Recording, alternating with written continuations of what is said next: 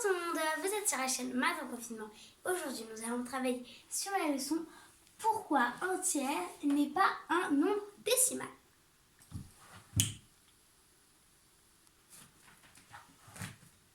Dis papa, c'est quoi un nombre décimal? Un nombre décimal, alors je vais te donner la définition d'un nombre décimal. Alors un nombre décimal, c'est un nombre qui peut s'écrire sous la forme d'un quotient de deux entiers où le numérateur est un entier relatif, c'est-à-dire positif ou négatif, et le dénominateur est une puissance positive de 10. Est-ce que tu as compris? Oui. Alors on va vérifier si tu as assimilé cette définition en prenant quelques exemples. Alors si tu considères le nombre 231,42, est-ce que c'est un nombre décimal? 231,42 égale à 23 142 sur 10 puissance. Non, sur d'abord, on va écrire sur 100. D'accord. C'est égal à 23 142 sur 10 puissance 2. Donc c'est bien un nombre décimal. Oui. Alors on va vérifier que tu as bien compris. Si je considère le nombre 0,007, est-ce que c'est un nombre décimal? Égal à 7 sur 1000, ce qui donne 7 sur 10 puissance 3. Parfait. C'est un nombre décimal. D'accord. Et par hasard, si on venait à considérer le nombre 81, est-ce que c'est un nombre décimal? 81 sur 1, ce qui donne 81 sur 10 puissance 0. D'accord, C'est un alors, nombre décimal. parfait. Et si je considère le nombre moins 7 sur 5, est-ce que c'est un nombre décimal, moins 7 sur 5? 7 sur 5, alors. Je vais essayer d'obtenir Une puissance de 10 au dénominateur. moins 7 en haut pour 2 obtenir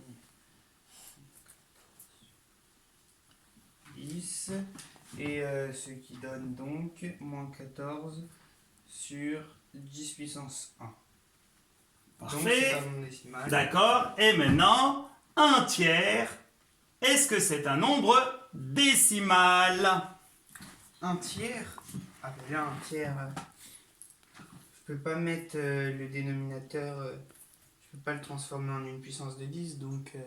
Donc C'est tu pas te un nombre poses des décimal. questions. Tu as l'impression qu'un tiers n'est pas un nombre. Aurais-tu une autre question à poser? Oui.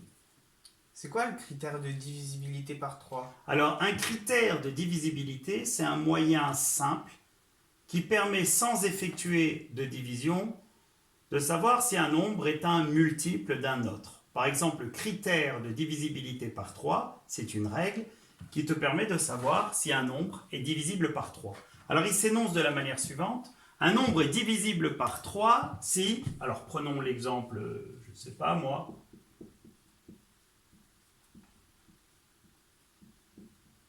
si la somme des chiffres qui composent le nombre est elle-même divisible par 3. Alors ça, tu as beau le faire à la calculatrice ne va pas te permettre de dire si le résultat de ce nombre divisé par 3 est bien un entier. Alors, si jamais tu mets en application le critère, ça te donnerait quoi?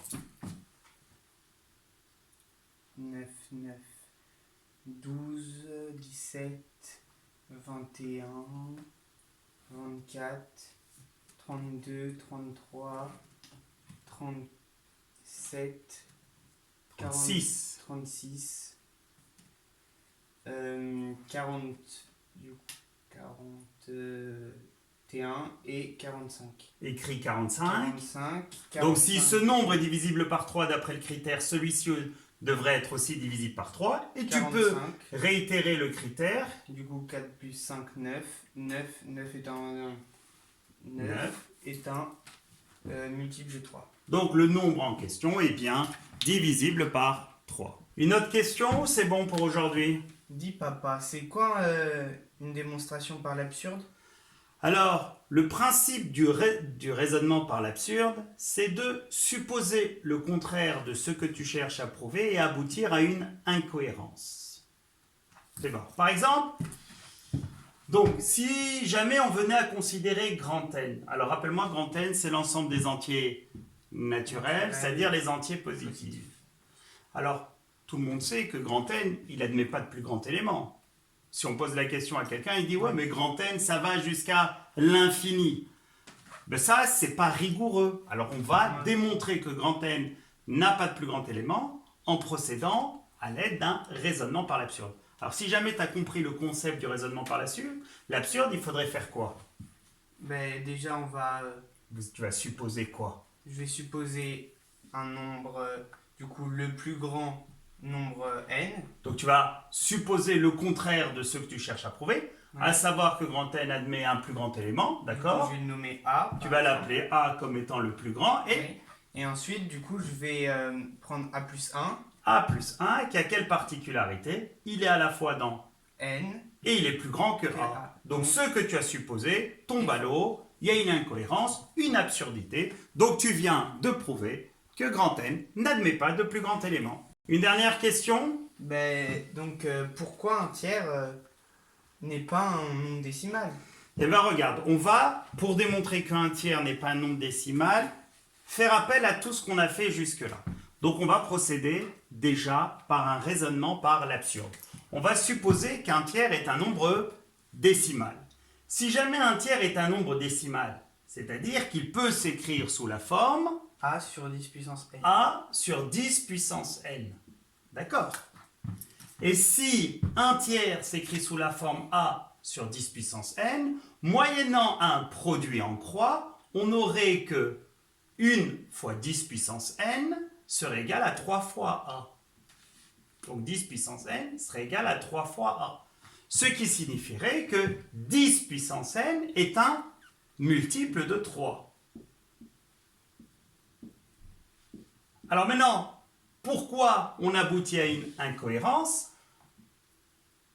Parce qu'on sait qu'un multiple de 3, d'après le critère de divisibilité par 3, pour qu'un nombre soit un multiple de 3, il faudrait que la somme de tous les chiffres qui le composent soit elle-même un multiple de 3. Or, si on écrit 10 puissance n, il s'écrit sous la forme 1 avec une série de n fois le 0. Et si on effectue la somme des chiffres qui le composent, on obtient précisément 1. Et comme 1 n'est pas divisible par 3, 10 puissance n n'est pas divisible par 3, donc 10 puissance n ne peut pas s'écrire sous la forme 3 puissance a, donc il est impossible qu'un tiers s'écrive sous la forme de a sur 10 puissance n, d'où par un raisonnement par l'absurde, un tiers n'est pas un nombre décimal.